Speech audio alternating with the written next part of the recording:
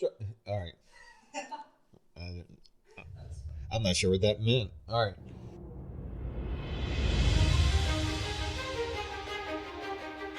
Hey, welcome to the TeamingPro Biz Dev Show, Federal Edition. All right, today we're going to be talking about something that I think is extremely important. Actually, quite honestly, I think it's at the heart of what it takes to not only get going, but to stay going within the federal market. And that, of course, is connections. So if you're in an industry that is a relationships-based industry, which is exactly what we're in the federal space, right? You need connections because you got to have connections, right? You got to know people to go and build out those relationships. You just have to do it. Now, depending on the number of relationships that you end up having throughout your time, career, when you're building your business out, I mean, who knows? It all really depends on how aggressive you want to be. How large do you want to make your federal footprint? We're moving into a new age now to where connections are now being more commoditized. Okay, within our industry. That's what's changing there.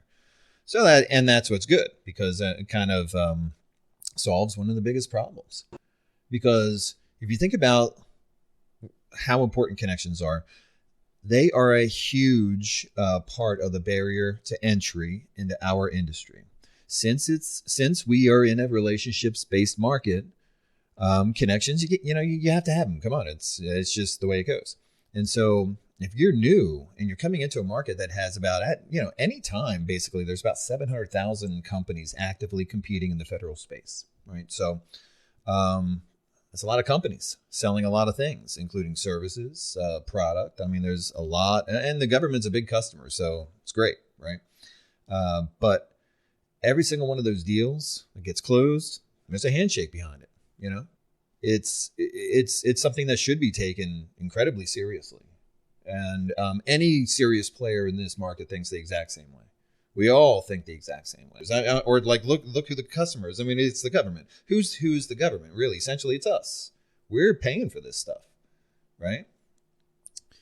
And it's something that virtually everyone that I've run across in my 20 plus years in doing this, both on the government side as well as the private side.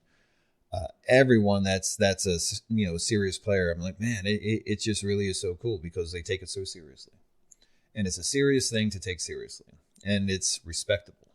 So that's why at the end of the day, there's a handshake. And so so how do you get, especially if you're brand new, brand new, how do you get from that, like starting from nothing to that handshake, right? Because that's the dream if you really, really think about it. And we have an opportunity in the federal contracting market to help really supply that. We have a government customer that is pushing down more small business participation, like rules for that, right? And so because they see the importance of it, obviously, because if you think about like who we are as a country, like we're made up of a series of small businesses, kind of networked together. That's the United States of America. It's awesome.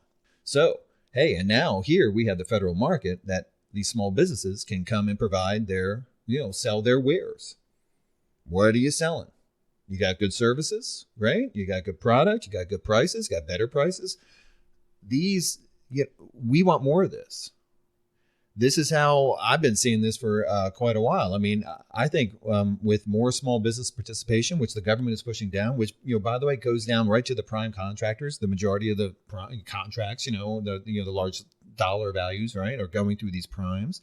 They have the exact same outlook. They want more small business participation. They want more good small business partners. We end up working a lot with prime customers specifically to do exactly that. To find small business subcontractors because they have a mandate at the same time, but they're actually really into it. Like everyone that I've met on the prime contracting side, I mean, they really do enjoy discovering and working with new small businesses. I mean, it's a really, really neat thing to see, right? So and then if you think about it now, okay, so I don't want to get too far off track, but connections, all of this, right? All of this revolves around a starting point, and especially if you're a small business, who do you start connecting with and why? And when you do, what are you going to say? It's like all of this, or like all of these questions are like start popping up. And then your small business, you're going to ask yourself, how do I really do this successfully, right? But you have a lot of help along the way. Now, the big problem has been up to this point, how in the world do these small businesses survive long enough, for them to make the right kind of connections in order to get on a contract and get some work, get some work share, get some revenue in the door so they can survive? Because at the end of the day, we are another industry, right? We happen to be federal contracting, but we operate and run just like every other industry on the planet. I mean, like we have profit and loss, we have new entrants, we have established players, like we have all of the same stuff. So this is the other part, because small businesses, trying to come into the federal market, not only do they have a myriad of obstacles to overcome, kind of figuring out once they kind of start getting rolling. Okay, what are the rules that I have to adhere to for this particular kind of contract offering? You know what I mean? Or like what certifications do I really have to have if I want to go after this GSA contract or something else? You know what I mean? I'm like, it's those that, they get deeper into their strategies, right? But even before that step before then that's a whole quagmire, because that's where business development needs to start. That's where connections need to be made, right? That's where it's been like such a black hole that a lot of these small businesses just fall into. And with that as an industry, I think that we're losing innovation. In fact, I know that we are. We're losing innovation. We're losing more competitive pricing. We're losing better services. We're losing all of those things. And if you just run it by the numbers, we're doing that. The government's trying to really help, and we have a great SIBR program, right? We have other programs like the SBA. I mean, they really do put their best foot forward and help these small businesses. I mean, there's so many programs out there. It's great. It's also a little overwhelming. I can understand that, right? Where do you start? I mean, and there's also a lot of help, right? But even that, the help is so spread out from multiple agencies. I don't know if anyone even knows this very much, but the GSA has a business development arm that actually will work business development for small businesses. I mean, the government is so vested in trying to help small businesses really win within this market. Like they actually invest internally to have people to help small businesses working business development or helping them in their business development process. So all of this great stuff, but at the same time, hey, how do you even know? How do you unless someone tells you, hey, by the way, since we're dishing this kind of stuff out for small business, the P-tax. Remember, if you don't know, I'd love to be able to tell you all about this, but P-tax are funded by the DLA. Okay, there's their sole mission to help small businesses either start to get into the market or win within this market. They also help primes find subcontractors. We have several P-tax that actually use part of our TeamingPro tool to be able to help these small businesses get in there and start getting work going, right? So we're all about supporting any organization, any agency that helps small businesses either come into the market, right, be a new entrant into the market, or hey, let's get some business going after you've been in the market for a little while, like a year, a couple of years, or however that is, and says, hey, I've seen some success, but how do I take this next step, right? P-tax are great for that. They're usually attached to like a university or somewhere near you, but highly recommend, and it's free. Okay, so the big questions, how do these small businesses do that, right? So platforms like ours are trying to solve that problem.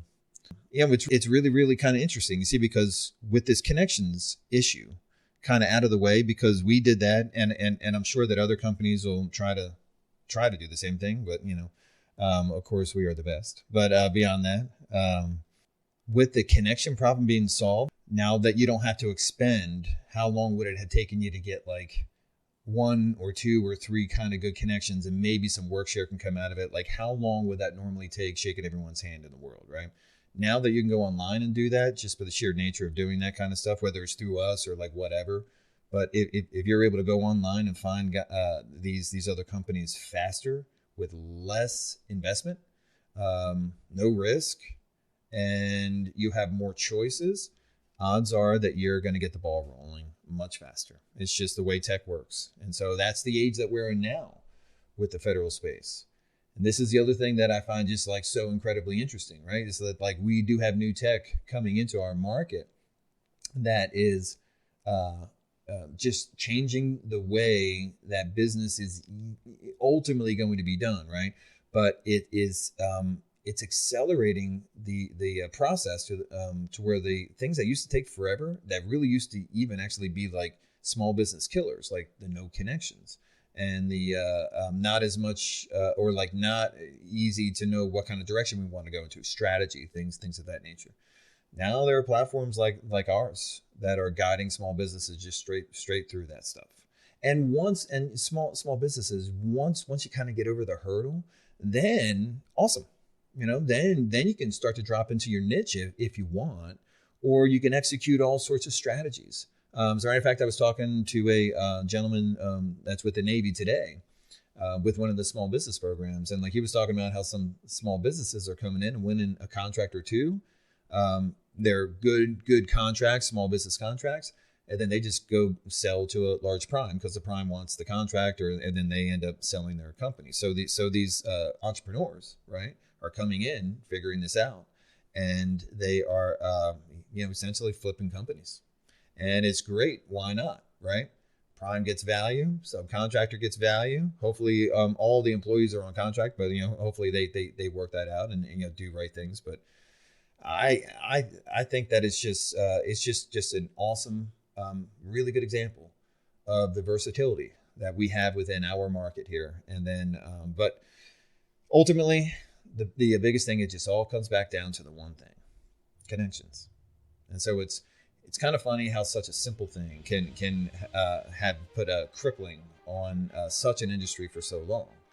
If you have not registered and gotten your free TeamingPro account, please go ahead and do so. All you have to do is be in sam.gov. If you're a federal contractor, your company's actually already in there. You're just really flipping the switch on. But yeah, just go in there for free. Start searching and find every other company in the market. Connect with any other company in the market.